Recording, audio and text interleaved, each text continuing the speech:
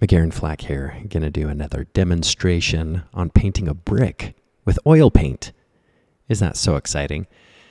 Yeah, my wife doesn't really like brick paintings very much. As a graduate student, I did a series of brick paintings because my professors told me I couldn't do portraits anymore. And so I was walking past my neighbor's house and I saw a pile of bricks because they were demolishing their old house and rebuilding this multi-million-dollar home there. But anyways, so there was a big, huge pile of bricks, and I saw the bricks, and I was like, you know what? I should paint those. So I picked them up and brought them to my studio in grad school at the University of Utah and set them up and started to paint them. And I learned a lot about painting by painting these bricks. And I mostly did them with a palette knife. And then I would finish them off by doing some scumbling and glazing. That's where I learned a lot of my scumbling and glazing stuff. And so I thought I would do this painting. This painting is for the Portrait Society of America, their fundraiser. So I couldn't post this video until after they did the fundraiser, which was in May.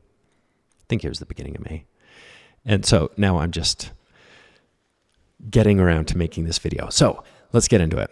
In terms of colors, all I'm doing right now is I'm toning the canvas. The canvas is a small 6x9 canvas. I think it was 6x9. And I just took raw umber and a little bit of mineral spirits to thin it down, put it on there, and then took some ultramarine blue with a little bit of mineral spirits and put that on it to make it a little bit more blue. And I just use a clip. My palette is actually Alumilite. So it has this primer that's on it that's a pretty smooth surface to paint on. And the colors that I have, starting from the top left and swinging down to the bottom right, that is King's Blue up in the top there. To the right is Flack White. It's my own proprietary blend of lead white and lead white. It's two different lead whites, but anyways. And then it's Naples Yellow, Hansa Yellow. The orange, I don't think I actually have the orange in this demo. And then I have Pyrrolene Red, Ultramarine Blue, Cobalt Violet. Let's see, what are the other ones? Oh, Transparent Oxide Yellow, Transparent Oxide Red, Raw Umber, and Black. So all I'm really doing right now is I'm taking a relatively soft paintbrush. It's kind of like a mongoose paintbrush, not quite a sable, that is really, really soft. And I'm just getting the drawing in. I have the brick to my left off of the canvas, so you can't really see it in terms of a reference. But that's what I like about painting things, is I like to use the objects as a reference. It's not something that I have to render and paint exactly the same way that I'm seeing it. And the reason for that is because of an awesome experience that I had with Jeremy Lipking when I studied with him. This was years ago, a long, long time ago. I was a new student. I was pretty accurate at painting and drawing. I stayed with Ryan Brown and Camille Corey in trying to increase my drawing skills while I was getting my undergrad and graduate degree, because I really wanted to learn art. I was way behind. I wasn't as good as other artists, and they let me know. My teachers also let me know. Ryan Brown also let me know. He's a good guy. I really like Ryan. So anyways, I was studying with Jeremy Lipking, and we were doing this beautiful portrait. I think I talked about this in another video, but I'm going to share it again. Did this beautiful portrait and or model, a beautiful model. Her name was, I think it was Sahai, and she had this turban on her head, beautiful dark skin. I did the painting of her. I nailed it. I mean, it looked just like her. And after about 2 hours of modeling, she comes over and she looks at my painting and she says, wow, that looks just like me. And I'm like, yeah, I nailed it. I was so freaking excited. And then she walks over to Jeremy Lipking's painting and says, that is so beautiful. And as soon as she said that, I was thrown off. I thought it was all about accuracy and making it look exactly how I see it, which I think is a very good skill to have.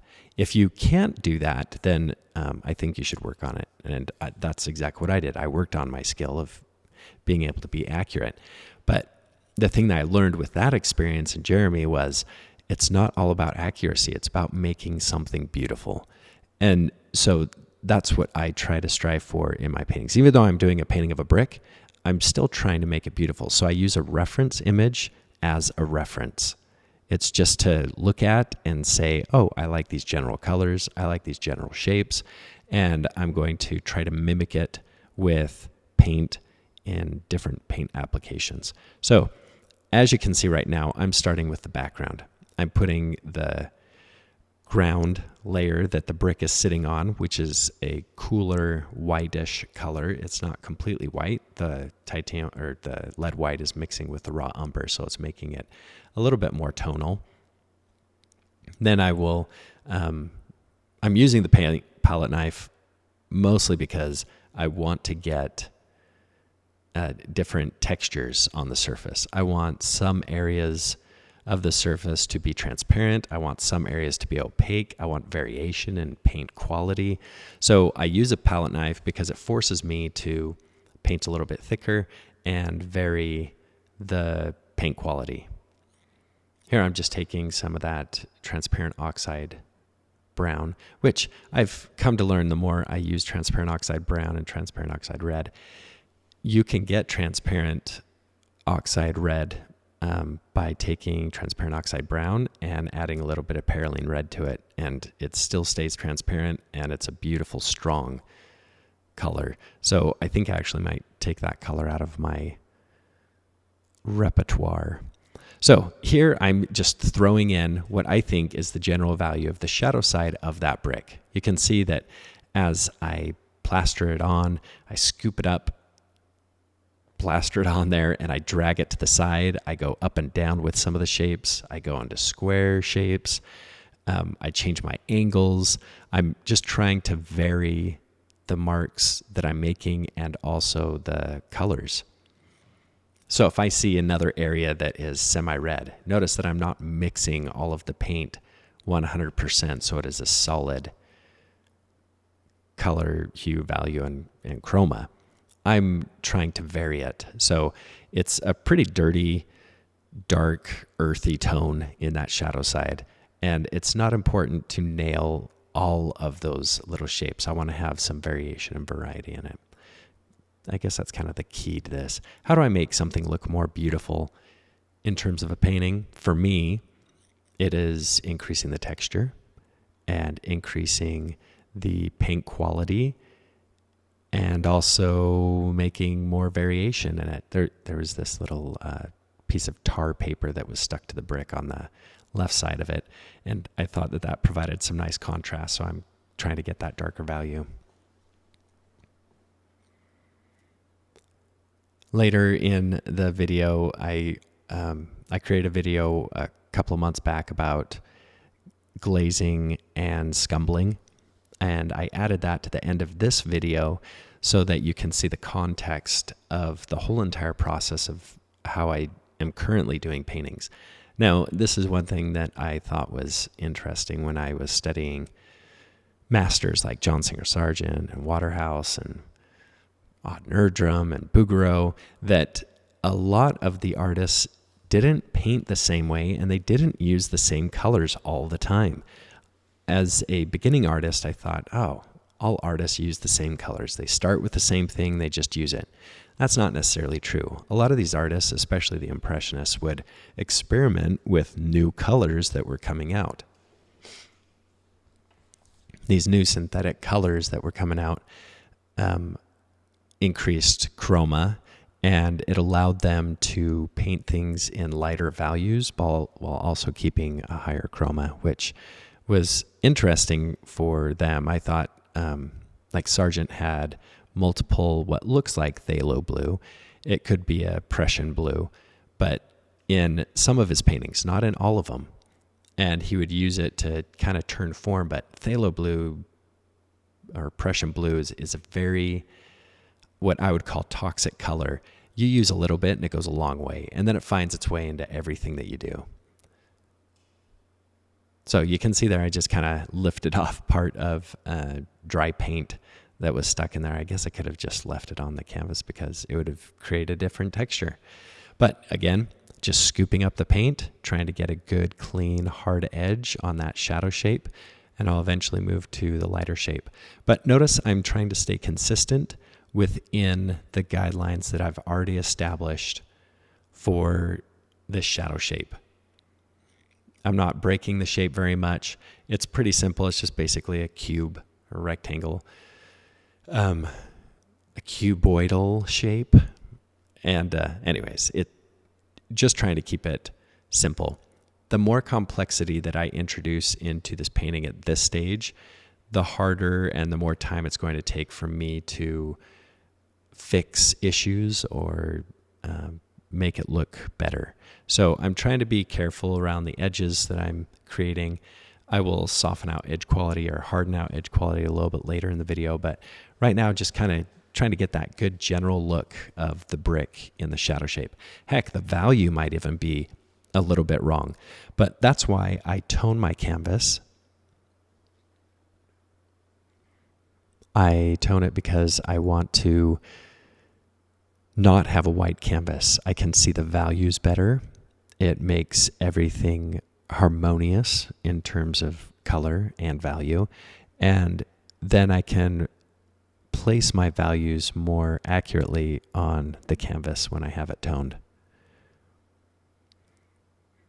Also, I will start off relatively thin with my first layer, and I will build up the first layer using thicker and thicker paint. I just grabbed some of the Naples Yellow. So this is not a traditional Naples Yellow. It's actually a mixture. I'm not sure if I remember where I got it, but the mixture is not as good as the Naples Yellow. Naples Yellow will dry pretty quickly because it's, I think it's lead-based. I'm pretty sure it's lead-based, which is why it's so expensive. But the synthetic Naples Yellow is not. It's a mixture of multiple different colors, but it makes a nice color when you mix it with the King Blue. And Naples Yellow makes this beautiful, subtle green color. And then you can shift that green to be more of a yellow green or more of a blue green, just depending upon how much more King Blue or Naples Yellow that you use. But here I'm just trying to find that brick color, but I'm lightening the value because it's on the light side of the brick shape. And I just add it to there. See how I threw it on there and I was like, ooh, too dark. So, and that's fine. I don't have to scrape it off. I can just get a lighter value and paint over it and lighten it. See what happens. I'm going to the edge of the brick so that I can then determine how light or how dark is this light shape versus the dark shape of the brick.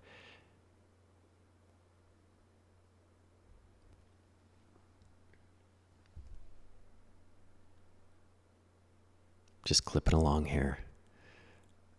I think this portion took me a little over 50 minutes to be able to do, maybe 45, 50 minutes. And that's a great amount of time. I like to spend about a couple of hours per painting, especially these smaller ones, to get the quality that I want. But I don't care about rendering out all forms. When talking to students with all the wonderful questions that they have about form and value and color and texture, I prefer personally to have implied texture, not render texture. So what's the difference between implied texture and render texture? Render texture is I'm going to paint all of the subtle little changes, kind of like trompe-l'oeil paintings.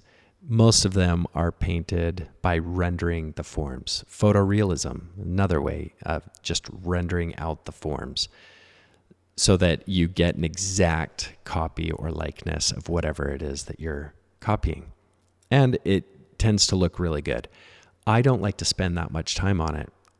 For me, it's a painting. I want to get the idea out. I want it to look like a painting and not look like a photorealistic image. Nothing against them. It's just, for me personally, I don't want to spend the time doing it. So if I can get it to look like a painting and feel like it's real life, then I've done my job.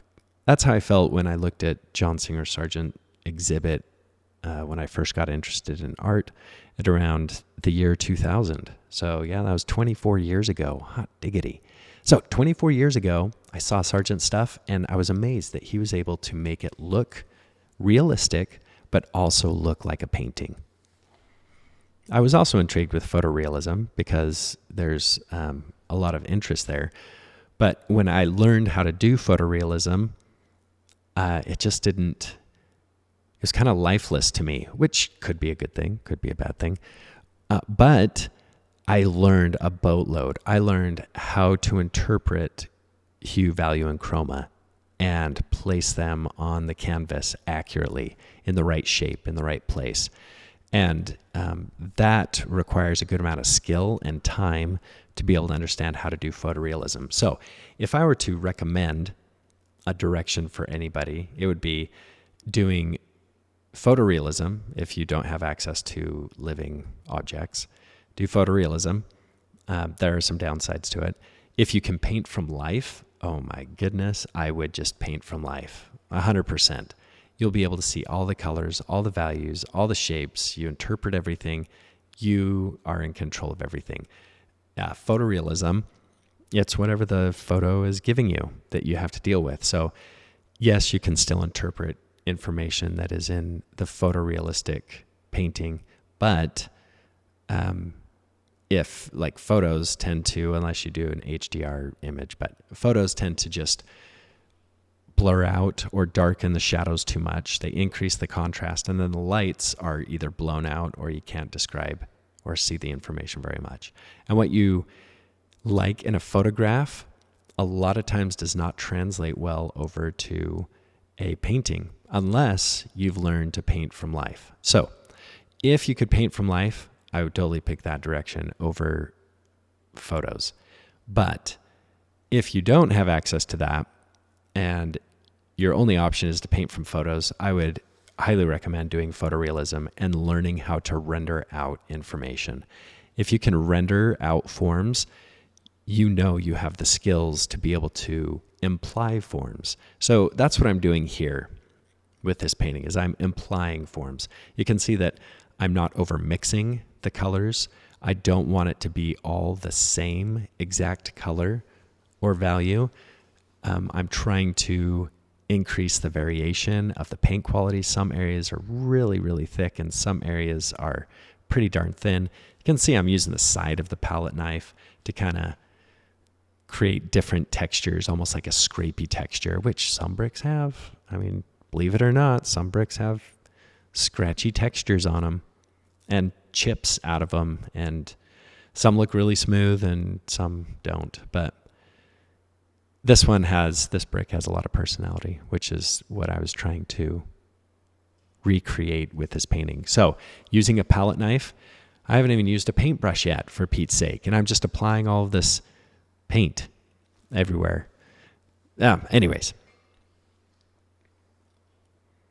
working on the texture, I'm trying at this point, I'm trying to create textural lines that are parallel with the top and bottom of the slope of the brick. That's a mouthful. But I'm trying to create textures and scratchy looking marks on this dark area of the light side of the brick and cool down some of the tones. It just feels too red for some of the areas, and especially when I'm looking at the brick. If I were just to paint a red brick, it to me just doesn't look interesting. This kind of reminds me of the 1970s hippie era paintings where like Bob Ross would paint with a palette knife and there's a happy brick. So I'm just going to be painting a happy brick. Now I'm dividing the raking light and the light shapes of the top of the brick. The top of the brick is really tricksy because you have two different types of light that are going across it. A raking light that just kind of skims across the edge before it gets into the terminator of the value. And then you also have the light shapes that are perpendicular or closer to perpendicular to the light source.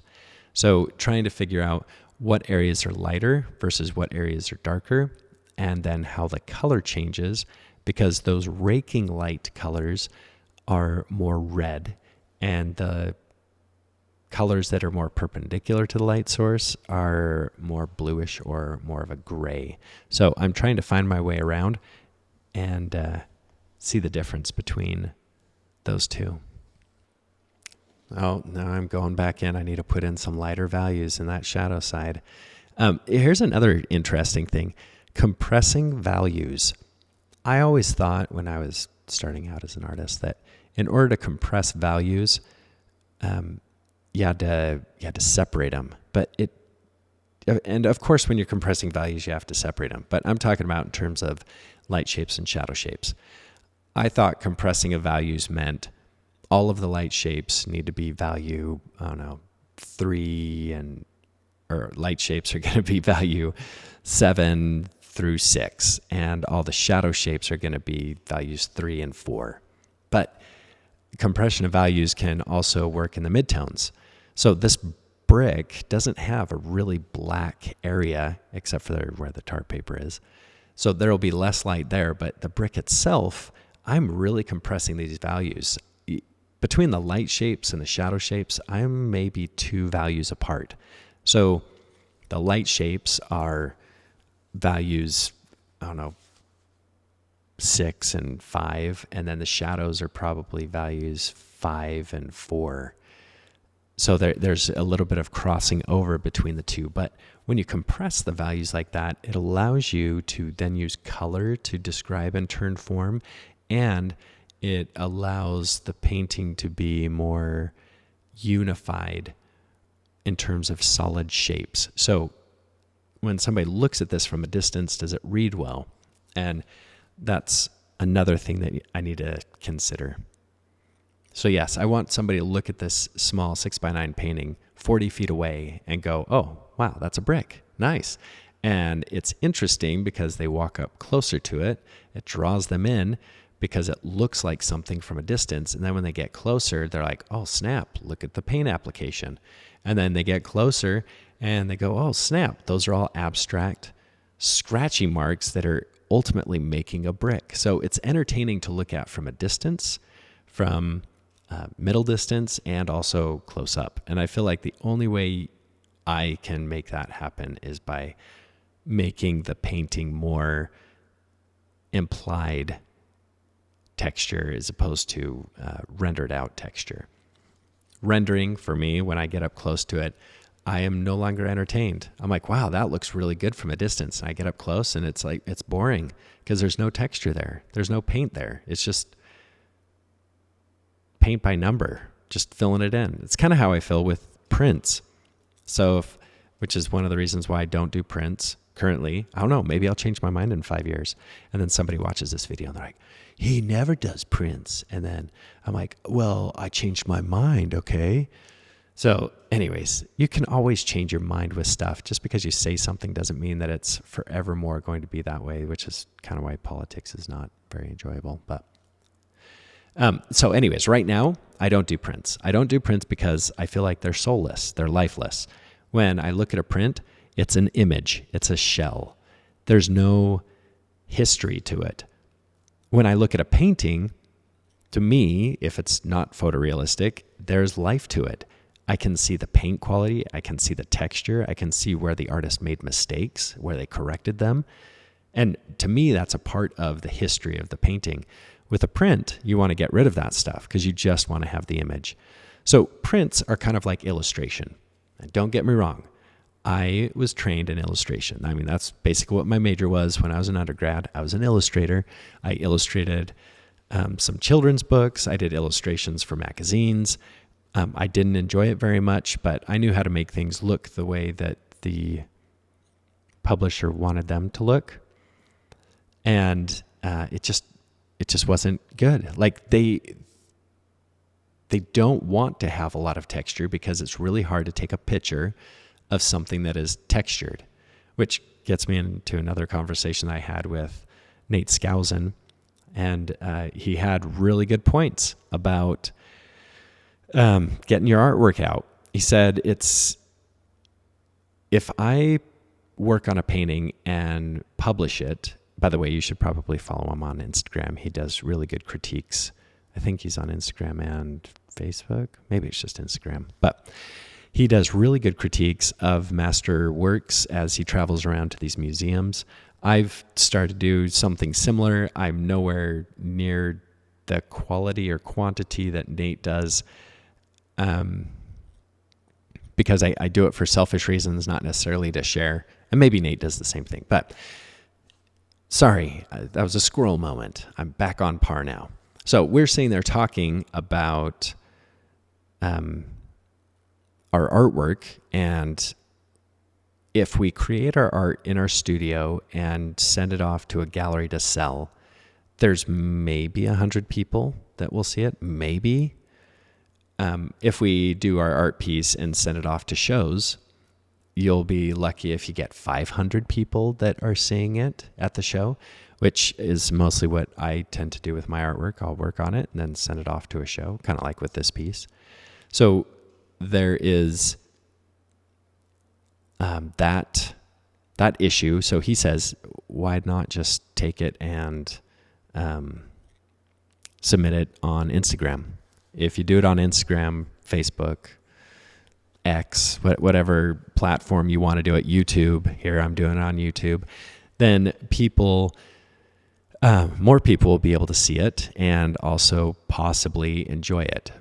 But yes, they see the image, but they don't really get to experience it.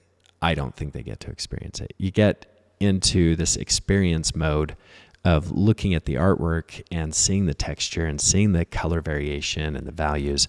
I don't care who you are. You can try to mix and match your colors, your values, your shapes, doing it digitally on the computer, but it depends on what the other person is looking at. So if I am using my Android phone to look at this painting, the colors and values are going to be different on my Android than they will be on Nate's iPhone. I think he has an iPhone. I'm not quite sure. Maybe he does. I don't know. But anyways, it's going to be different. The experience is going to be different. The look is going to be different. Also, people on social media, they literally give you, I think it's 5 seconds to look at the artwork, and then they move on. So we live in a society where things have to be more immediate.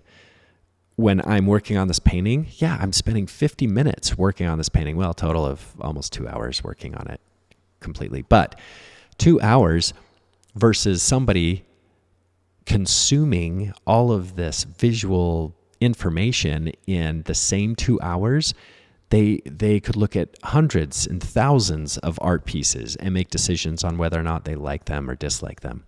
So it's almost like what I'm doing is dying because people are no longer visually entertained by looking at this stuff.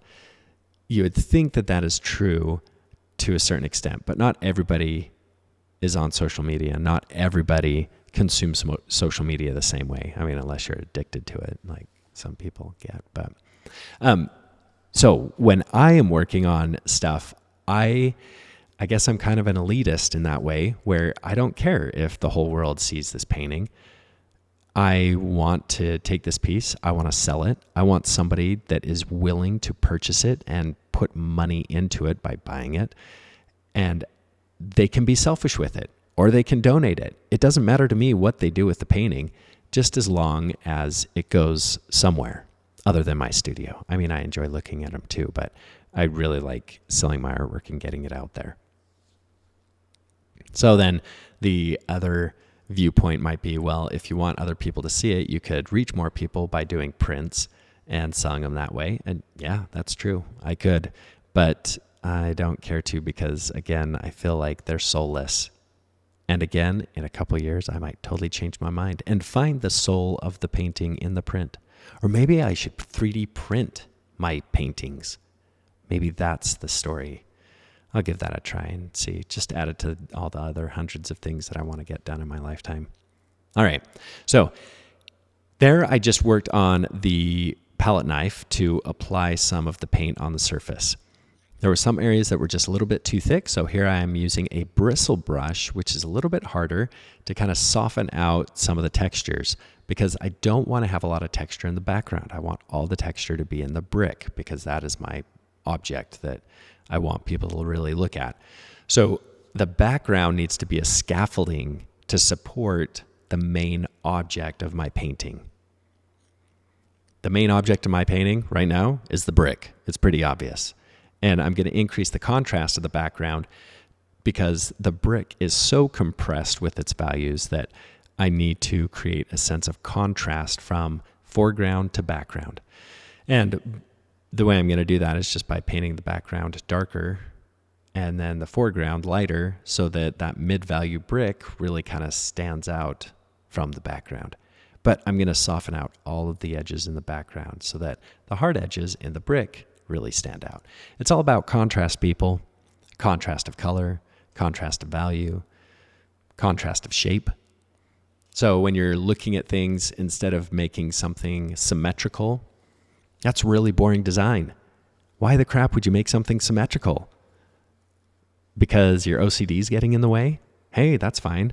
I might be OCD, but I work on not having things symmetrical because it is so freaking boring to look at. The right side is the same as the left side. The top side is the same as the bottom side, whatever symmetry you're actually looking at. So in order to make something more interesting, kind of like this brick, if I just used or painted one flat side and made it a 1-point perspective, it would be boring as all get out. There'd be no interest in it whatsoever. Well, visual interest. Maybe somebody would buy it because they're like, oh yeah, that's a symmetrical brick. That brings peace to me. I'm going to buy it, which could totally happen. But with this brick painting, I'm keeping it on that corner. It's basically a 2-point perspective, and I'm trying to get things figured out in terms of contrast or bringing more interest in the painting. Because going back to that 4 or 5 seconds, my clientele tends to be over the age of 40, and they have enough money to be able to buy paintings. So most of the clients that buy my work are middle class, male or female, but middle class individuals. I need to raise my prices more to get into more of that upper class, if I care to. I don't know if I care to, but all right. Here I'm using a mongoose brush with a mixture of black, it was ultramarine blue and raw umber. And I'm painting it in the background to give me that contrast in relation to the brick. Notice the brick does not have really hard edges on the outside. I kind of made it a little bit bigger than I want so that I can paint the background over the edges of the brick. That will sharpen up some edges. I can also softly blend other edges, get that implied texture or implied look. I already talked about that stuff, which is phenomenal. And I'm just going to start to lighten the value a little bit more as it gets down towards the brick, so that that transition becomes softer between the white table that it's sitting on and the black background that is behind it. In my studio, it is set up this way. I have a black wall and I have a white tabled surface that the brick is sitting on. All right, so talking about money again. I love hearing all of these people, and as an educator, and as an artist, I hear it all the time. People say all the time, oh, you want to be an artist. They don't, if you say, yeah, I'm a professional artist, they're like, okay, well, so you're starving. How are you making your money? And I smile and I laugh because I understand the naivete of that comment. Yes, there are a lot of artists in the world that are starving. Yes, there are a lot of artists out there that have attempted to become professional artists and were unsuccessful at doing it. But every full-time artist that I personally know that is literally painting full-time or sculpting full-time, they are creating a very good living for themselves. They're making a 6-figure income with their artwork. It's people that are more like me that is doing it part-time, and we don't see all of the benefits of being a full-time artist because we're doing our paintings part-time. I am not spending enough time honing my craft. I'm spending, an hour talking on this camera or on this computer to be able to talk about this brick painting that I'm doing instead of doing another brick painting that I could sell. So that's another big hindrance, is marketing the artwork or your artwork or whoever's artwork that's out there. So what I tell my students is you have two choices. Either you can take time out of your day to market your own artwork, or you can pay somebody else to do it, which is why galleries are a good option for a lot of people, because they will do the marketing, if it's a good gallery, for you, because they want to sell your art, because they need to make a living. So if they accept your art, they need to sell it so that they can make a living and also help you make a living. Oh, look at that sharp cut in. Man alive. You can only do that with a soft brush and a good amount of paint. If your paint's too thin, you can't get a good hard edge like I just did right there. Snap a dab. I love this stuff. Man, painting is so fun. All right, really dark. It's going into that light shape. I'm now working on chiseling in the contour of the brick, finding the broken shapes, the light shapes, the shadow shapes, hard edges, soft edges. I'm just going to go around the brick and cut in those shapes that I want in the brick. They might not actually be like that in the brick, but I think these cut-ins make the brick a little bit more interesting, have a little bit more personality. So, starving artists. I love it. I will tell people, yeah, there are starving artists out there, and there are a lot of artists that really make a good living too. And again, a lot of the artists that I personally know make a six-figure income. They really enjoy it. The downside to being a full-time artist, insurance and benefits, you don't really get them. You are on your own. You have to make enough money to be able to pay for that stuff. But the downside of teaching or being an employee is the opposite. You could get good benefits. Your pay is not going to be good, and it's maxed out at a certain amount. So, for example, with me, if I were making $60,000 as a teacher, that's not what I'm making. You could look it up online and see exactly how much money I'm making as a professor at Utah Tech. But I could make $60,000 as a professor, and I get great benefits, and they put money in for retirement, which is also great.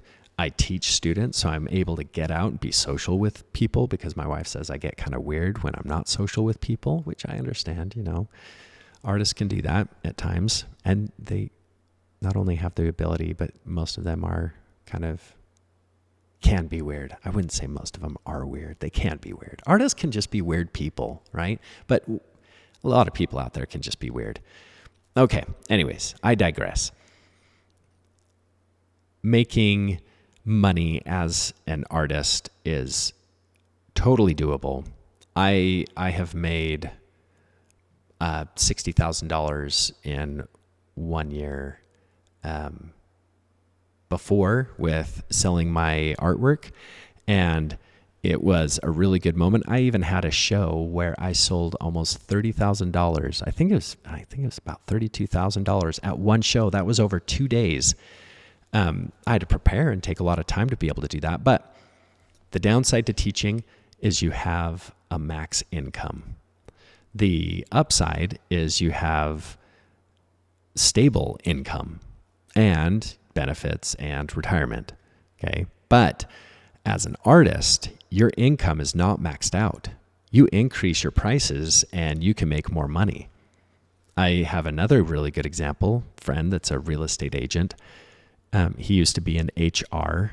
And if you watch this video, which you probably won't, you'll be like, what? He talked about me. That's awesome. Or maybe you'll get pissed off. But anyways, I'm not going to say his name. So he was in HR and made a good living with doing HR work, but he wanted to do real estate because he wanted to make more money. And test the waters and see if he could really push himself to create a good business. The first year he was a real estate agent, he was lucky to sell a couple of houses. I think he sold a couple of them. Maybe he sold more than a couple, but he didn't make very much money. And he was really trying to learn the craft of selling homes. So after the second year, though, his wife, who was also a teacher with me, that really narrows it down, doesn't it? So she's also a teacher. She was furious because he sold one house and his commission was as much as her whole entire income for the entire year. She was furious. And I don't know why on earth you'd be furious. I think she was just temporarily furious, more like, how come you get so much more money than I do? But it's because he put all of the risk into being a real estate agent.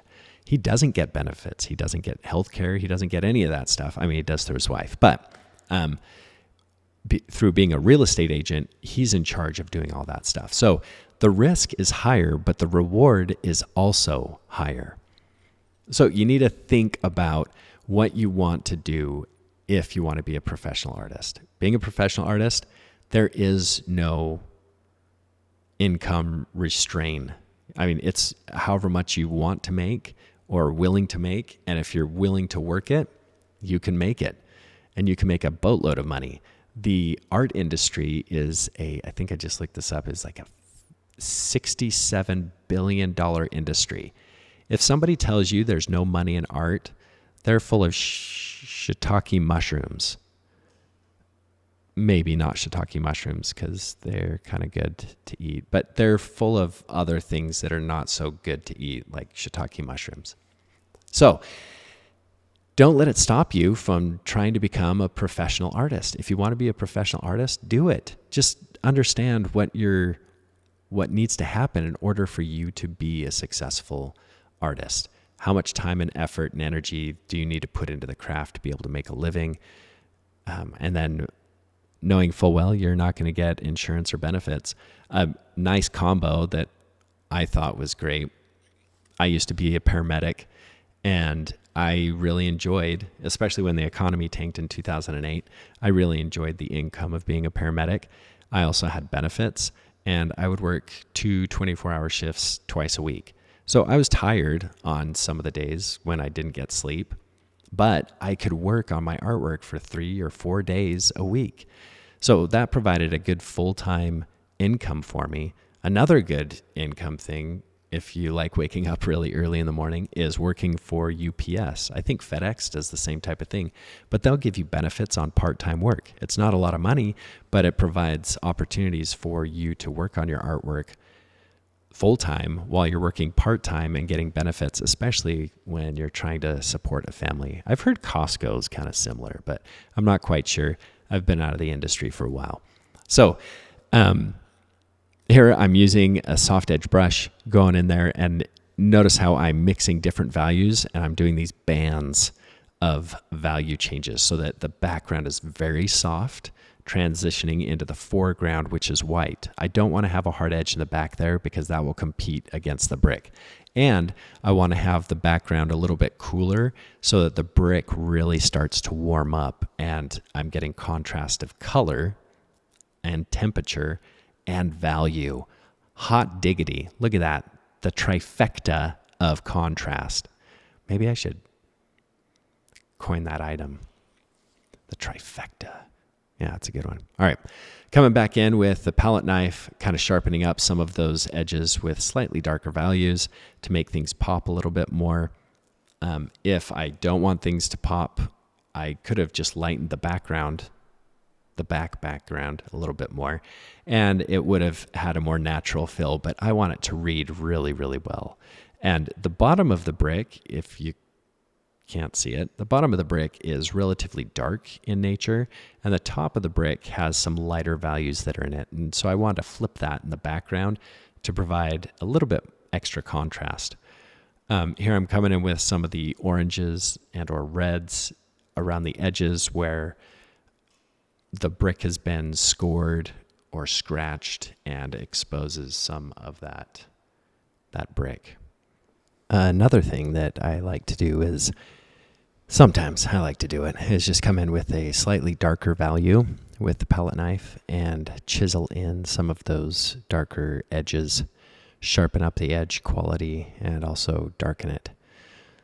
But right now I'm shifting back to the paintbrush so that I can render out some of those forms, do a little bit of what I would consider to be dry brushing, especially in the shadow shape.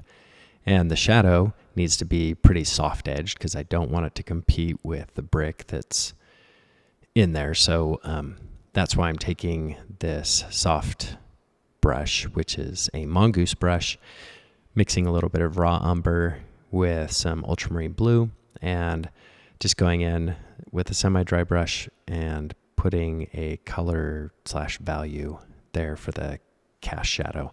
Now, with cast shadows, to paint them well, the portion of the shadow that is closest to the object, in this case the brick, is going to be slightly darker in value than the shadow that is further away from the brick. When you are working on your paintings and working on cast shadows, there's more ambient light that is bouncing into that shadow that is being cast from the brick. And the further I get away from the brick, the more of that ambient light will go into the shadow shape. The other thing that is interesting about shadow shapes is edge quality. So the edges of a cast shadow onto the surface of this table, they're going to be pretty darn hard the closer they are to the object, the brick, and then they will get softer and more diffused as they trail away from the brick. So making sure that you are placing, or that I'm placing, the correct value and edge quality in the cast shadow. Another interesting or important thing with doing shadows is notice that I took more raw umber and painted it closer to the brick. That is because the raw umber is closer to an occlusion shadow. The light that is bouncing around this brick, the parts that are occluding the ambient light, the light that's kind of drifting behind the brick, that is represented by the cooler values, and the warmer values, like the raw umber without any ultramarine blue, is warmer. So it's closer to the local color of the brick. So I'm doing multiple things with the shadow. I am hardening the edge between the cast shadow and the brick the closer it gets to the brick. You don't want to draw like a straight line under the brick because it'll make it look like it's floating. You want to create a tapering effect and variation so that it looks like parts of the brick are touching the surface and parts are casting a shadow. So the cast shadow is going to be warmer in this case and slightly darker in the occlusion shadows. The edge quality is also going to be harder, closer towards the brick. Then as I move away from the brick, the cool values and colors will start to creep in because of the ambient light. And the edge quality will soften because the shadow is cast further away from the object. I don't know how else to describe it, but anyways, in order to make some more textural elements, I'm doing what I would consider to be dry brushing right now. And that's just, even with the paint that is wet on the surface, I will take the softer brush and I'm kind of dragging that darker value across the bricks. That creates more texture and contrast and variation in color. So I think it just makes it look more interesting and varied. Because, I mean, who wants a brick that just is the same exact color throughout the whole entire thing and it's just flat? It's kind of boring to me. But all of these little represented details are interesting, and they tend to draw the viewer into the composition. This brick painting did end up getting sold at the Portrait Society. I've forgotten who actually ended up buying it, but I think it's great that somebody bought a brick painting. I have sold almost every single brick painting that I have painted. Some of them are very large canvases, and the brick is life-size, but it's like a 24 by 36 canvas with a little 8-inch, 9-inch brick that's in the middle of it or something. But I always try to make the brick interesting to look at, whether it's interesting in color, interesting in texture, interesting in value, or all three. Sometimes the interest could be very simple, like compressing colors but varying the colors more, or maybe close to the same value, or pushing the chroma a little bit more. Maybe I see a little bit of blue, but I'm going to throw ultramarine blue in there just to make it more interesting. But like I said in the past, it is about creating a beautiful painting, in my opinion, instead of copying exactly what I see. And how do you know if you've made a beautiful painting? Well, that is the part it's up to the artist. So you can see here, I'm softening out the edge quality that is being cast onto the surface from the brick. And I'm just using this relatively soft, dry brush to soften out that edge, to kind of kill it so it doesn't look too sharp or too hard. Doing back and forth strokes, mixing a little bit more blue because it's getting further away from the object, so it needs to cool those colors down just a little bit more, because the surface that the brick is sitting on is cool, even though the brick itself might be pretty darn warm. You can see I'm doing the same thing on the back portion of the shadow. Shadows are really, really important. They help the viewer understand what is going on and what is happening with the brick in relationship to its environment, or whatever your object is that you're painting and its environment. So I, as you can see, have taken a good amount of time working on this shadow shape, because I just have to nail that softness as it's transitioning into a harder shape. So it looks like the brick is sitting on a surface, as opposed to instead of it looking like it's floating, or doesn't look semi-realistic. I mean, from a distance, I think this painting looks pretty darn realistic, but I could always do better, right? In the next little bit, in about 3 minutes, this video is going to transition into the glazing and scumbling portion of the video that I've already released on YouTube a couple of months ago, and I'm just adding that into this video series or in this demonstration, so that you can see the whole entire thing from start to finish, with doing my first layer of painting all the way to the finishing it up with glazing and scumbling. So here I'm taking a very thin sable type brush, and I wanted to push some of the orange and red tones in the top of the brick, because I didn't feel like I quite nailed the planar shapes, like where's the light shape versus the halftone versus the shadow. And I really wanted to try to describe that shape a little bit more.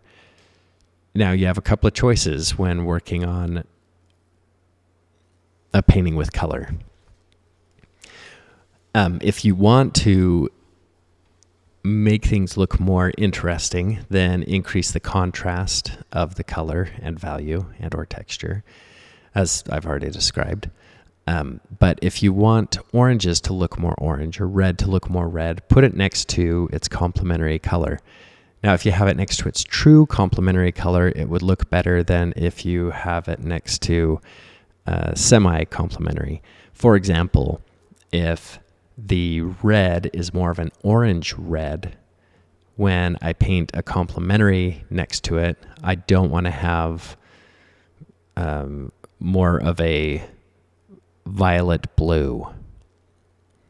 So the blue reaching more towards violet would not create a good amount of contrast with the brick. I could still get enough contrast with it to make it look interesting, and I might have better color harmony in that contrast. But if I used a blue that was more towards the green and I had the reddish orange, then that would be more of a true complementary and really make the brick vibrate in terms of color. So just finishing up a couple of these edges on the background in relation to the brick, knowing full well this is not completely finished.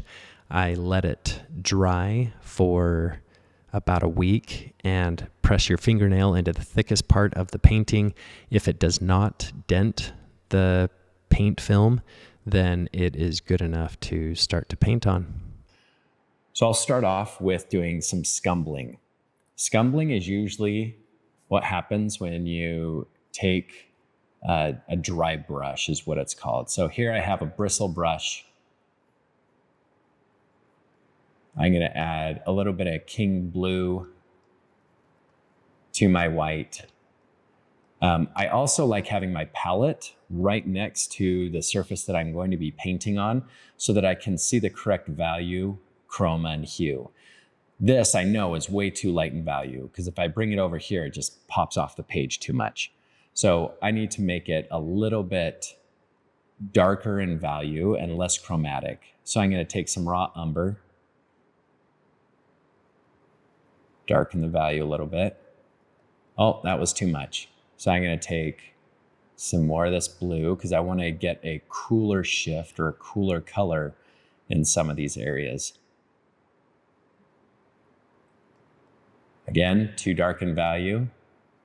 It's about finesse. You just need to slowly get to where you want it to go. Now, the white that I'm using is a lead white, so it is not that strong of a color, which is great. That forces me to use more paint to build up colors and values. You can see now there's a difference between this value in color and that value in color. So what I'm going to do is, this is scumbling. I take my paintbrush and I go across the surface. This is considered to be a wet or dry brush. It doesn't have a lot of paint on it. I haven't scooped it up. It's not very viscous in paint quality, but I just have enough on there that I can drag it across. And I'm going to experiment here and just see what happens. See if this is the right value. If I go across here,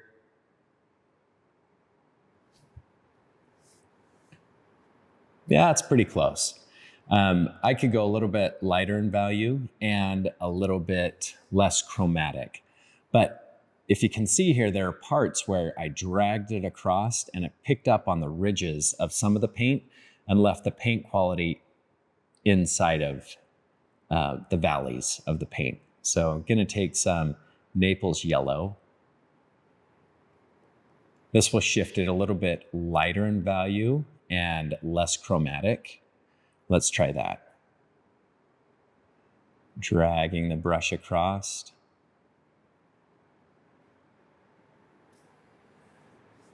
That has some better colors that I'm liking. Maybe slightly lighter in value. Take the dry brush, come across here.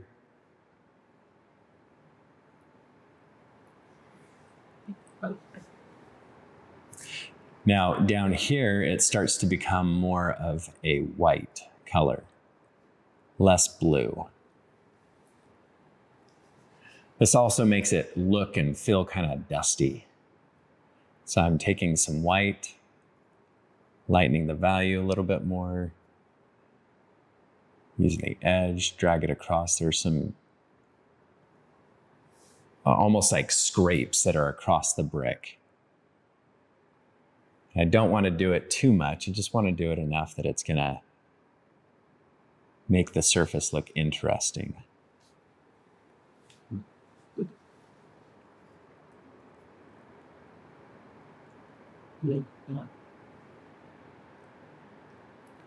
Then there's another subtle little shift that goes slightly more red. Okay. So here again, getting some of this. I'm holding it at a steep or a flat angle, so it will just drag across the form better.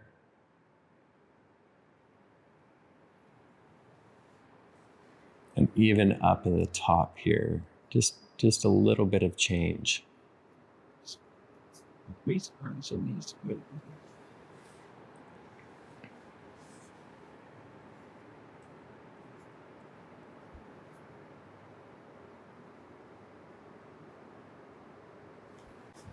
Now down here, it needs to go slightly darker in value, and I'm really liking the look of this scumbling it's coming across. So I'm gonna take some slightly darker values after I soften out this edge. That was a bit too hard for my liking.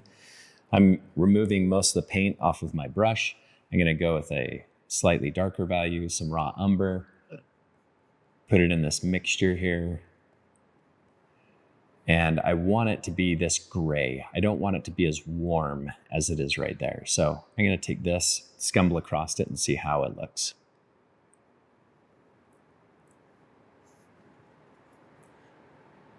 Maybe I could push it just a little bit darker.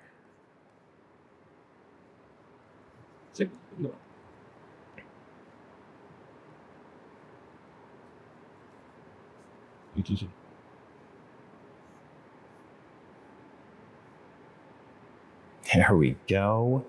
Sweet lovin'. This is the funnest part for me. It's like you're making it look realistic, more realistic than you had before, because you're adding abstract shapes. Again, I'm just dragging it across, seeing these subtle little variations that are going into the lights and the darks just by scumbling, just by dragging it across. So much fun. A little bit more raw umber. I'm going to find the areas that are slightly darker. There's this pathway, and it's not that I'm trying to copy this brick exactly. I just want to have it feel more like the brick that I'm painting. If I could finish my sentences while I'm painting at the same time. It's really hard to paint at the same time and talk about stuff.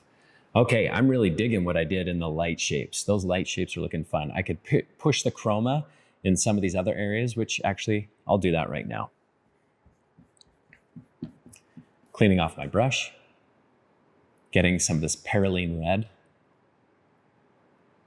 And I'm gonna put it right here in between the two. A little bit more perylene red. Gonna do some scumbling now.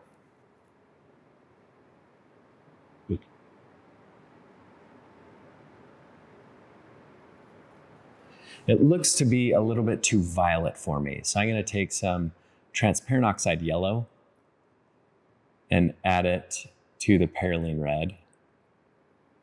A little bit more perylene red, because I wanna make this more of a deeper red. This has gotta be a good brick color.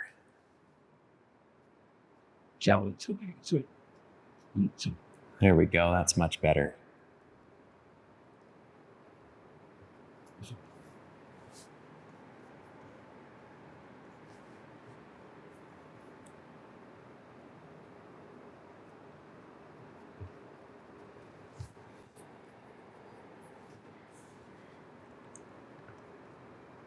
Then there's another little part that becomes more, that was too much yellow, a little more orangey.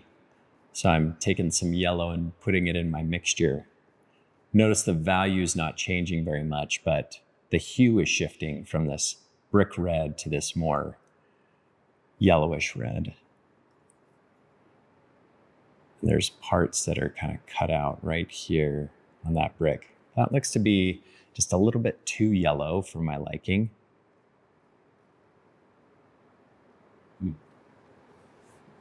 So I'm gonna go back into this red.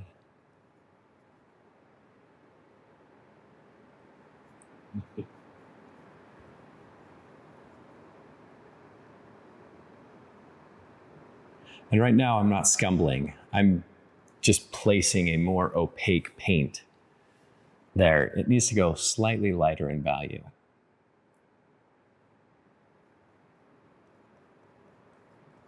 If I used titanium white, that value would have been blown out with the amount that I just used.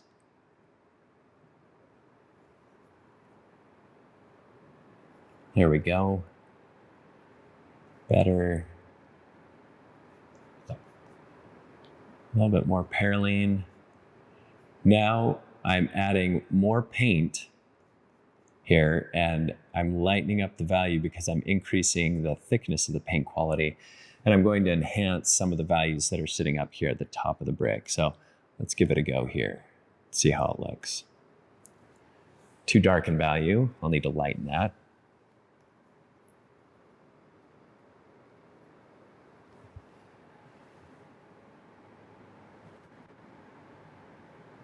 So let's go off to the side here.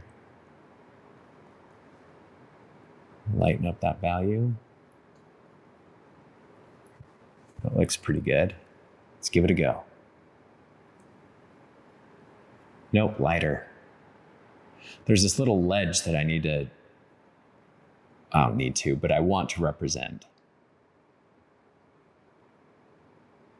As the light is hitting off of it.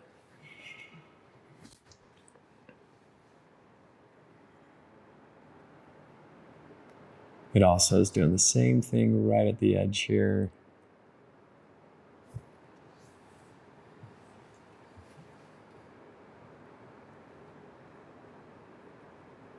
And a little bit lighter.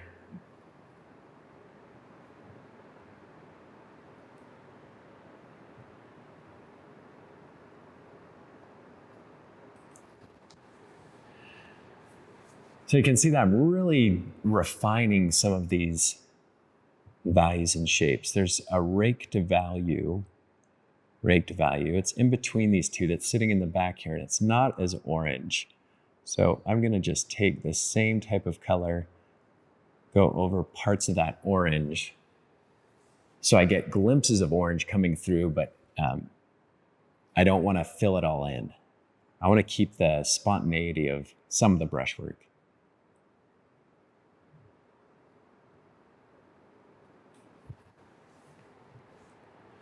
And then there's also black that's sitting up there. So clean off my brush.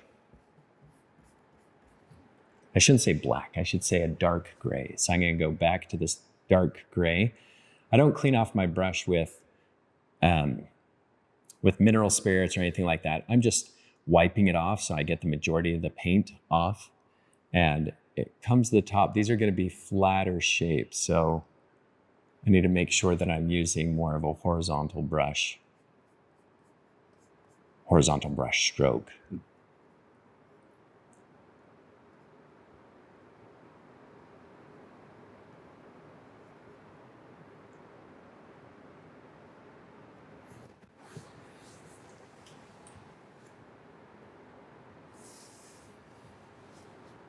All right, I'm feeling that. I'm digging it. There are some lighter values up there too, but I don't want to draw the attention from this part up to the top. So I think I'm going to leave the top part right now, not disturb it anymore. But some of these edges that are coming in here, they're slightly lighter and it breaks the form just a little bit because it's so rugged and broken. So broken. Poor thing is broken. And then there's a little bit higher chroma red that's sitting up here. So I'm going to take some transparent oxide red. Ooh, that's too red. But if I turn it into a glaze, which means I'm taking some of this medium, it's a Venetian medium, it'll make it just a little bit more transparent. The value looks to be about right. The chroma might be a bit too much, but I'm going to give it a go. Give it a go.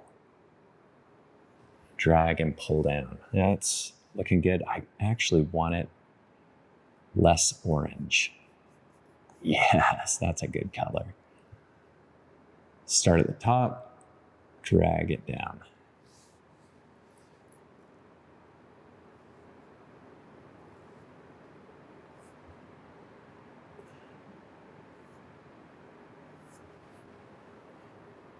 So how is this different from, how is this glazing versus scumbling? It's kind of a cross between the two. I took a medium, thinned it down a little bit more so that I could pull it down. It's doing a scumbling section after I'm pulling the brush down, and then it is also doing some glazing as I'm starting with more of a loaded paintbrush towards the top. And I need to darken the value just a little bit more. So here we go. A little bit more scumbling, darkening the value, maybe making it just a little bit more red. There we go. Let's try this again.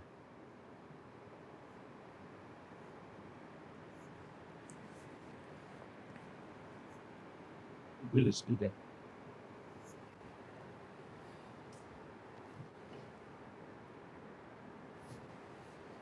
Okay, I'm actually kind of digging that. Comes to the back just a little bit. I want to soften out that area. Lightly holding the brush. I'm not pushing down hard. I'm just raking it across the surfaces or the surface. Now I need to go with something a little bit more gray. I want to push this corner out a little bit more by adding more contrast. So I'll go back into this raw umber. Mix some of that paint. I'll do some scumbling just along the edge here.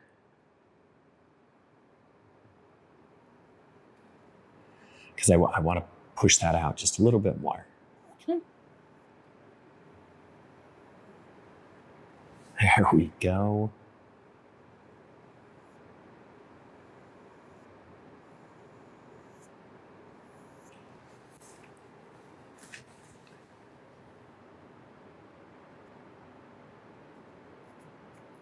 There's a cut in the brick right there. Gotta have that cut. And then it continues down to here. But the nice thing about scumbling is you can create these additional textures without really having to repaint the whole thing. If you already have texture there, scumbling is awesome. I mean, look at that. I'm just enhancing the texture by scumbling here. It'll make it look more realistic, more interesting, in my opinion, more interesting. I'm gonna darken this value just a little bit more. And then this ledge that's kind of shooting under. Yeah, there we go. Hot diggity. Now, this is like a tar paper section that is connected to the brick. So I'm gonna go much darker. Going with raw umber. I'm gonna add some medium with the raw umber. Ooh, maybe I need to go darker. So even with the raw umber, I'm gonna take some ultramarine blue and add it with the raw umber. That will make it a darker and less orange of a color. And there's a part that comes in right there that's slightly darker. And another section that comes in right about there. And then the darkest section that comes under there.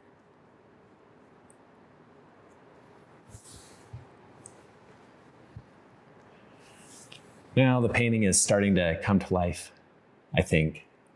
Maybe I just totally killed it. Who really knows though?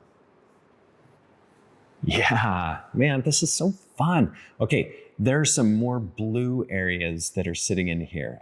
Maybe I should say more gray. So I'm gonna go with some of the raw umber and add a little bit of blue to it. Right down here to make it more of a gray. Let's see if this is too light of a value. It might be.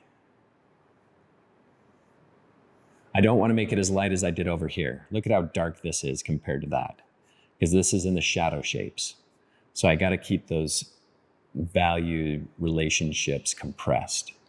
No, I got to make it more blue, more cool. Play with these cool and warm colors.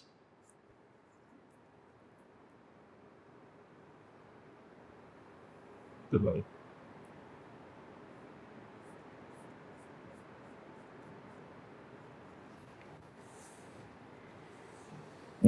a little bit more blue, and it can go lighter in value. The reason I know it can go lighter in value is because this is a darker value than this, and I want that to be a more subtle transition. So if I increase the chroma and also increase the value, it will make that transition a little bit more subtle. A little bit more blue. Let's just risk it and go for it. Let's go for the gold.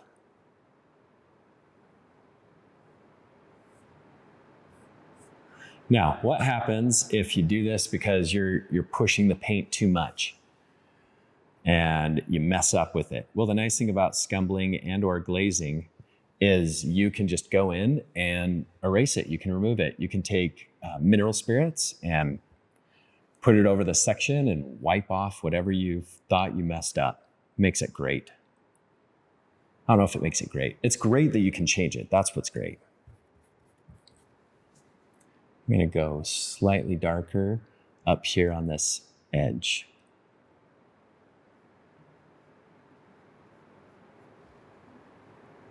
There we go. Slightly darker, picking up more paint to make that darker value.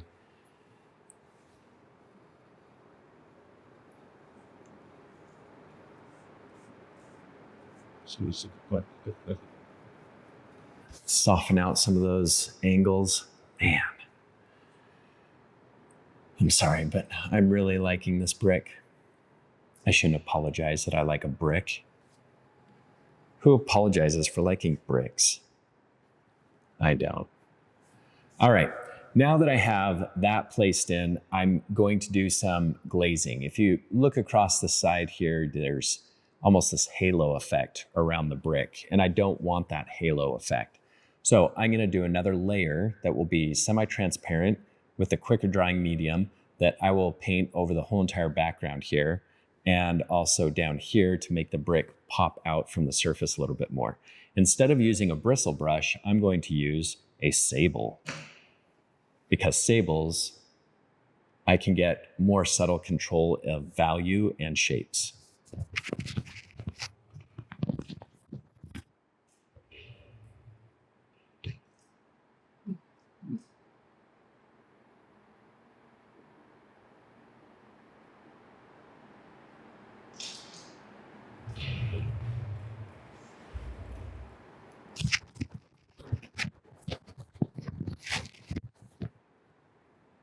All right, here I have a sable brush.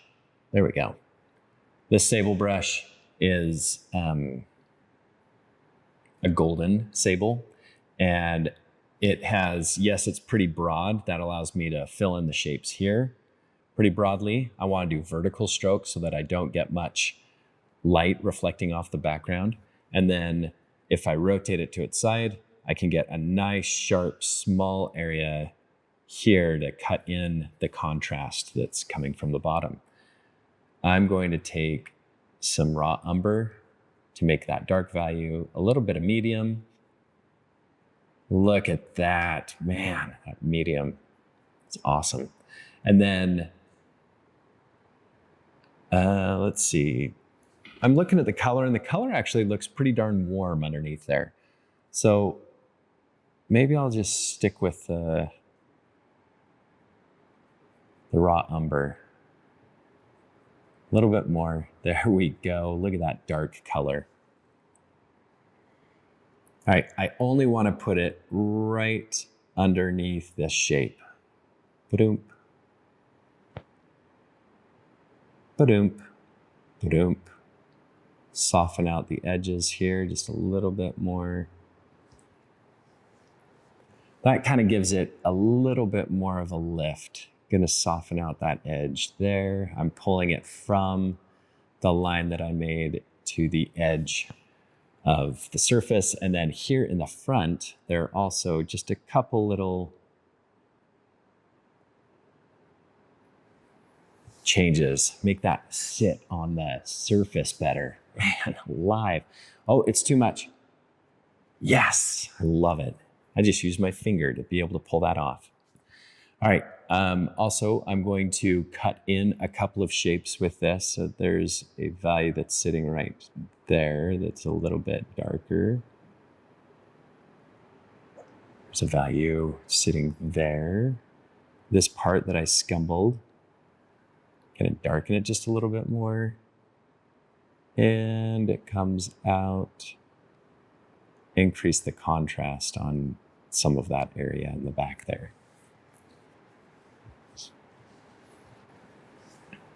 I don't know if I want to sell this brick anymore. I'm really digging this painting. Make this slightly darker in value. Make that edge really kind of pop out. Same thing with this edge. Just a little bit more. Maybe that was too much. I'll take it and pull it across. Yeah, buddy. Soften out that stuff. All right, don't use your fingers and stuff if you have lead white paint that you're painting with. This is a dark glaze, so I can dabble with it all I want. All right, and then there are a couple of little spots up here. There's a slightly darker value right there at the top.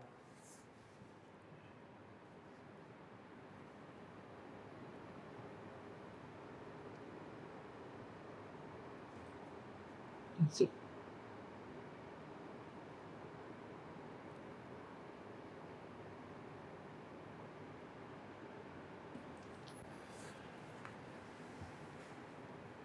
Just to push those values just a little bit more. Yeah, buddy. All right, I'm digging it. Just finish this little part up here and then paint in the background. Soften out that cast shadow just a little bit more. Yes. Not too much, not too little. All right, now I have to fill in the back here. This is going to be too warm to what I have there, so I'm going to take some ultramarine blue. I need to take more ultramarine blue because I have to glaze this whole thing down. Some more raw umber. Oh, more raw umber. And I need some more medium because it's too thick. Now this value is just a little bit too dark. If I compare the two, it's too dark. I don't want the background to go too dark. I want the foreground object to be darker than the background. So I'm going to take a little bit of lead white, a little more.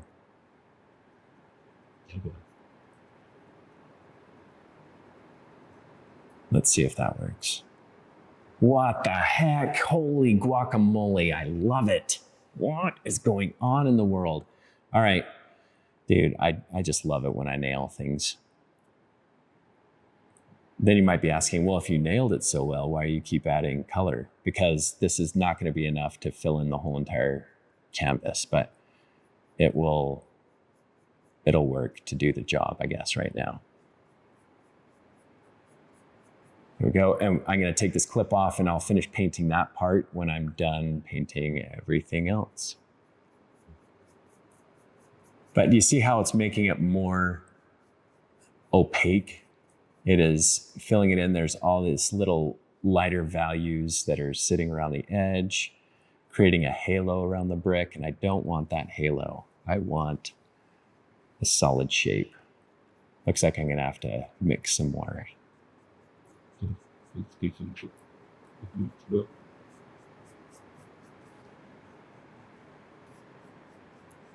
Now, if I really wanted to get this done quickly, I would use a much bigger brush, but I just don't want to clean it. So I'm not going to. Just going to keep with this smaller brush to fill in the shapes. And all I have to do is do it up in this top area. Once I get down to this transitional area, I don't have to do it. If I want to, I could, but I don't think I do.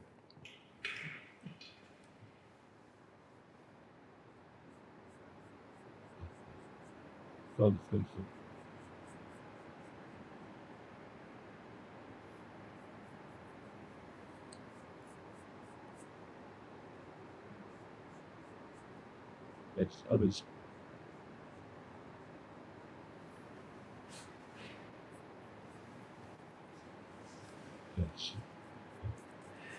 Maybe I should sing a song or something while I'm doing this. It can be quite boring for somebody to watch somebody do this, but I'm not going to sing you a song.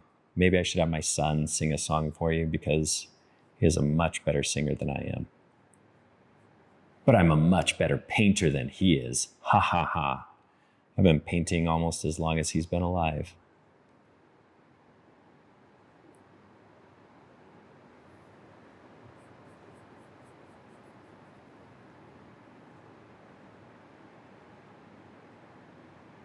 What I like to do is paint from the outside going in towards the object, and then at the very end, fill in the values and edges that are sitting around the brick or the object that I'm painting. And the reason for that is because each time I paint in here, it's going to pull up some of the color or values from the object that I was painting in the middle. And I don't want to do that. If I happen to pull some of the paint off of the object that I'm painting, like right here, I get too much paint on there and it changes the color, I'll just wipe it off on my paper towel, come back to my mixture and mix it. If I go directly to my mixture, then I'm pulling that value and color into my mixture, and that is not very good, because that will lighten up the value and you'll get that nice little halo that I don't like. Some people could like it, I think. I don't like it.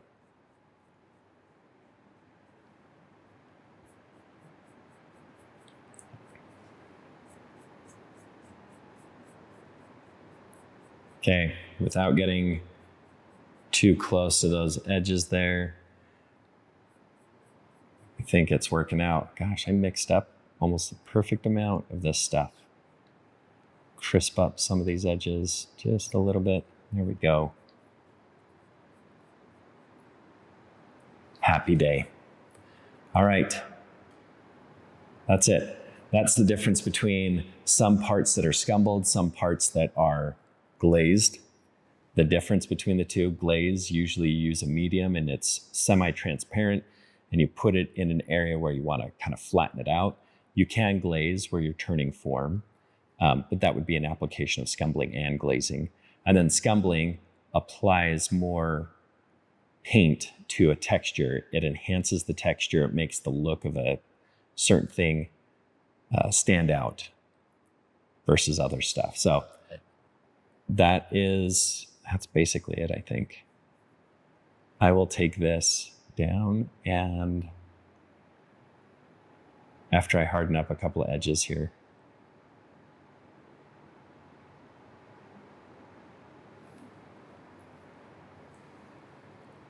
there we go. I need a little bit for the top up there. I don't like this edge back here very much, so I'm gonna bring it down. I picked up some color. Wipe it off first.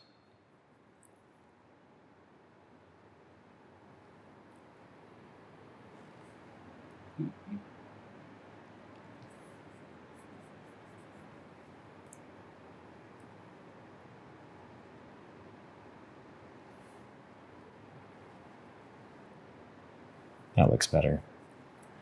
And one last straight edge. Ta-da! Yay! Okay, I'm done. I would sign it in the front, but I am not supposed to with this painting.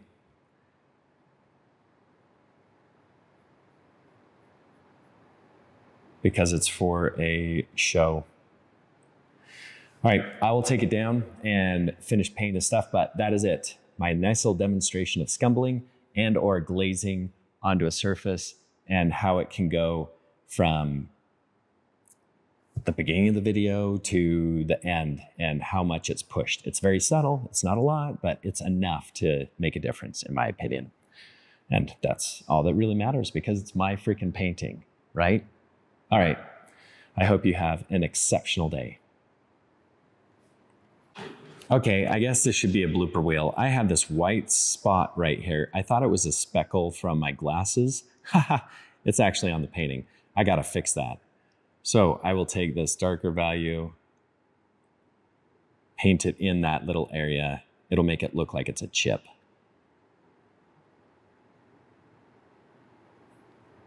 Ta-da! Man, how did I miss that one? I don't know, but I did. And nobody said anything to me.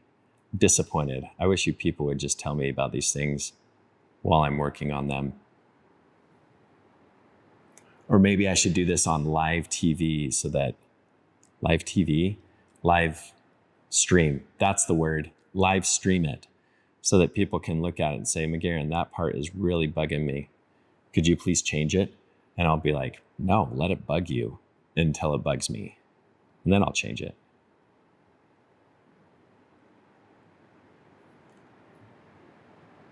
Okay, I swear I'm done now. I'm done. I'm moving on. Thank you. Have a good day.